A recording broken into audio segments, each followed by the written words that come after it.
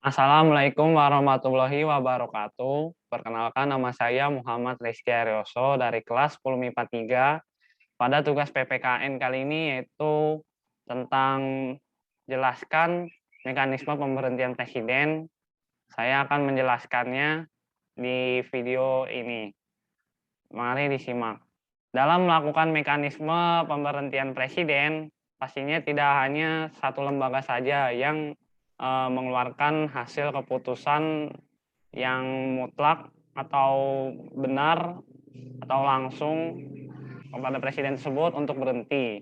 Pastinya ada lembaga-lembaga lain yang ikut memutuskan dan mengusulkan seperti DPR atau Dewan Perwakilan Rakyat, Mahkamah Konstitusi atau MK, MPR atau Majelis Permusyawaratan Rakyat. Saya akan menjelaskan dimulai dari step 1, yaitu step Dewan Perwakilan Rakyat.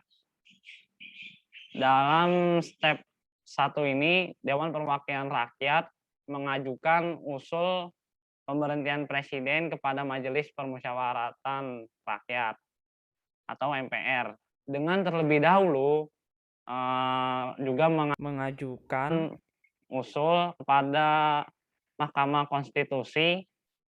Yang diajukan usul DPR tersebut adalah tentang pemberhentian presiden kepada Mahkamah Konstitusi untuk memeriksa, mengadili, dan memutus pendapat Dewan Perwakilan Rakyat atau DPR bahwa presiden tersebut telah melakukan pelanggaran hukum. Misalnya, presiden tersebut telah melakukan korupsi uang negara. Pengajuan permintaan usul DPR tersebut kepada MK hanya dapat dilakukan dengan dukungan sekurang-kurangnya 2/3 dari jumlah anggota DPR yang hadir dalam sidang paripurna yang dihadiri oleh sekurang-kurangnya 2/3 dari jumlah anggota DPR. Saya menambahkan catatan, salah satu tugas dan wewenang DPR juga adalah memberikan usul pemberhentian presiden, karena jika presiden tersebut telah melakukan pelanggaran hukum yang termasuk kayak korupsi itu, berarti DPR berhak untuk mengajukan usulannya kepada Mahkamah Konstitusi dan juga Majelis Permusyawaratan Rakyat. Saya akan menjelaskan step 2, yaitu Mahkamah Konstitusi.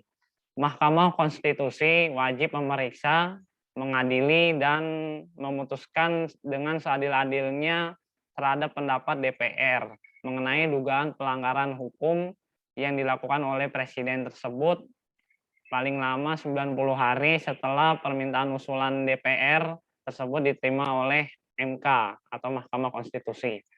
Apabila Mahkamah Konstitusi memutuskan bahwa presiden tersebut terbukti melakukan pelanggaran hukum, misalnya korupsi uang negara, maka Dewan Perwakilan Rakyat menyelenggarakan sidang paripurna untuk meneruskan usul diberhentikannya presiden kepada Majelis Permusyawaratan Rakyat. Saya juga menambahkan catatan, usulan DPR tersebut juga bisa ditolak oleh Mahkamah Konstitusi apabila presiden membantah pernyataan pendapat DPR tersebut dengan membawa saksi-saksi yang terkait dan bukti-bukti yang jelas dan benar kepada Mahkamah Konstitusi.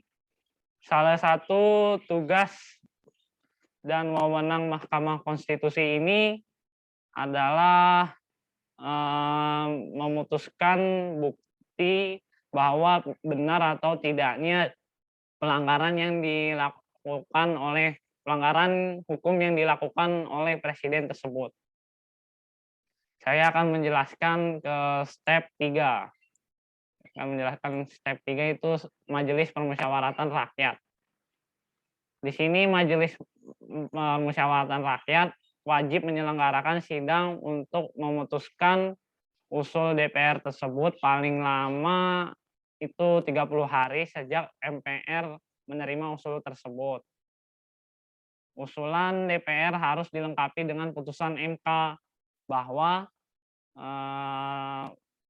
presiden tersebut terbukti melakukan pelanggaran hukum berupa korupsi uang negara yang dilakukan oleh presiden tersebut untuk dibahas oleh MPR di sidang paripurna. Saya juga menambahkan catatan.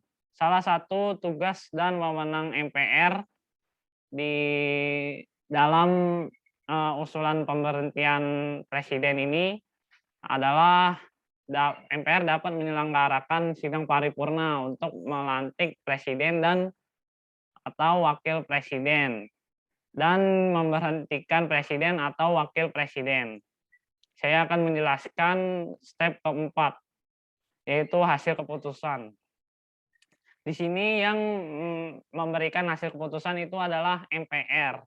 Jadinya keputusan MPR atas usul DPR tentang pemberhentian presiden harus diambil dalam rapat paripurna MPR yang dihadiri sekurang-kurangnya 3/4 dari jumlah anggota dan disetujui oleh kurang-kurangnya 2/3 dari jumlah anggota yang hadir dalam sidang tersebut. Setelah presiden diberi kesempatan memberikan penjelasan dan dalam rapat sidang paripurna, lalu MPR memberikan hasil keputusannya. Saya juga menambahkan catatan bahwa salah satu tugas dari MPR, tugas dan wewenang dari MPR juga adalah memberikan hasil keputusan dari sidang paripurna yang dilakukan untuk menentukan presiden itu diberhentikan atau tidaknya.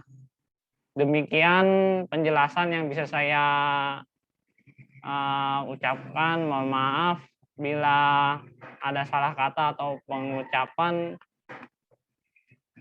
Wassalamualaikum warahmatullahi wabarakatuh.